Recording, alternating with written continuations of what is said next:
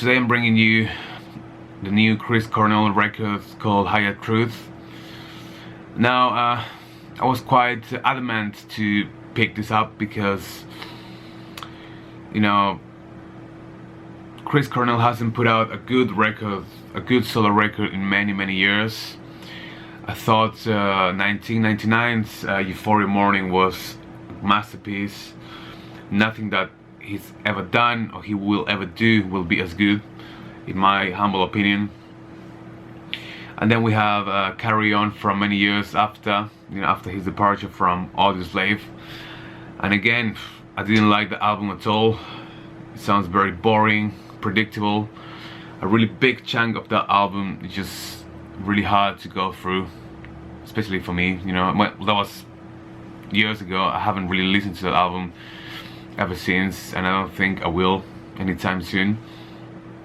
And then we have his worst release ever, one that I don't really want to talk about much about, and that is Scream from 2009, an album produced by Timbaland, an album that sees him departure from his original sound, and an album that was critically savaged by fans of rock and fans of Audioslave, Soundgarden, Temple of the Dog, you name it.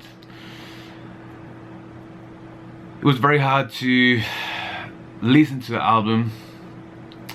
I'm not saying the songs are bad, because I'm sure they appeal to different kind of audience.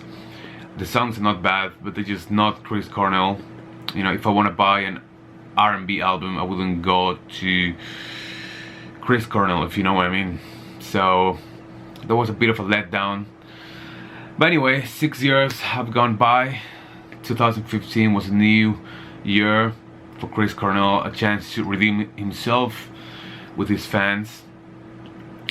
So yeah, I picked up this album. I was quite apprehensive, didn't know what to expect, but I was pleasantly surprised. I was really surprised, because this album brings back that element of value to the table. This album kind of revisits what the magic that Euphoria Morning had back in '99, and even though it's not as good, and I think it's a bit too long as well, it really is a satisfying record to be listened to. So there's a couple of things I want to mention briefly. One of those is that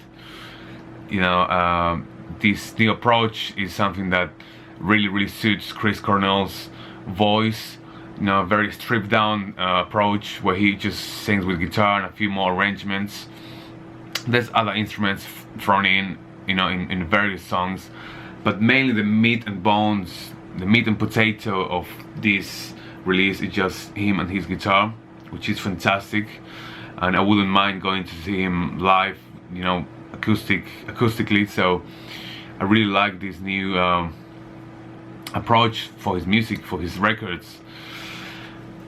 But the other thing is that, as I was mentioning before, this album drags on for a bit too long. I think it could have been cut down to fewer songs, which would have resulted in a much more consistent album. There are some really good tracks. I think they're all good tracks. All in all, really consistent stuff.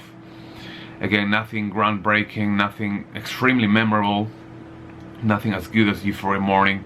But whether this album will stand the test of time is yet to be seen.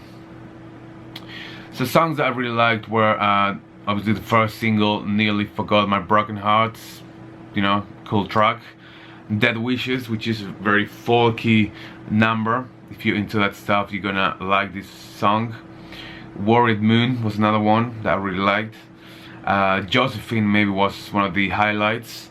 It reminds me of those early sessions of Euphoria Morning, Moonchild, When I'm Down, all these classic Chris Cornell tunes.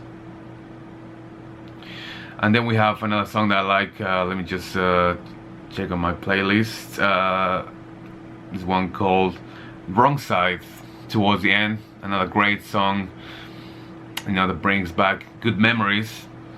And then we have songs that are not as good, like the title track called Higher Truths, which is just generic stuff.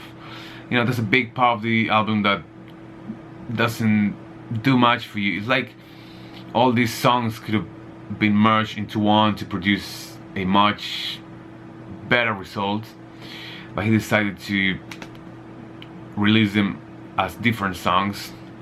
But anyway, that is not a complaint, because these songs might grow on me over the time.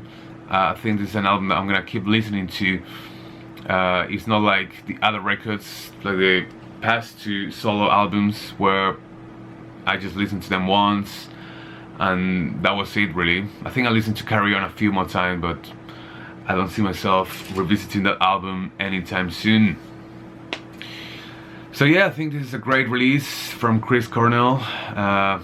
It's not spectacular, it is not groundbreaking, it's not that memorable, but it is very, very solid, and it's definitely going to please fans of any era of his work, but I'd say more fans of his solo work than anything else.